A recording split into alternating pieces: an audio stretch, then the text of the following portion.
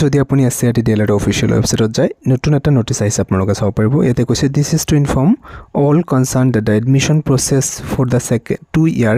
diploma in elementary education course 2026-28 session under SCRT Assam which was previously postpone যিটো প্ৰথমতে postpone কৰা হৈছিলে বানপানীৰ বাবে নাও হেজ বিন ৰিশ্বেডিউল্ড 7 আগষ্ট 2026 যিসকলৰ এলটমেণ্ট আহিব সেইটোৰ বাবে আপোনালোকৰ যে এডমিশন প্ৰচেছ সেইটো 7 আগষ্ট তাৰিখৰ পৰা এটা ল হ'ব যিসকলে প্ৰথমতে এলটমেণ্ট লাভ কৰিব নতুন ৰিশ্বেডিউল নোটিছ আহি গৈছে আমি চাই লওঁ সো এটা আপোনালোকে চাব পাৰে নতুন ৰিশ্বেডিউল নোটিছ আহি গৈছে অল এডমিশন বা ৰিজাল্টৰ প্ৰথম ৰাউণ্ডৰ ৰিজাল্ট আপোনালোকৰ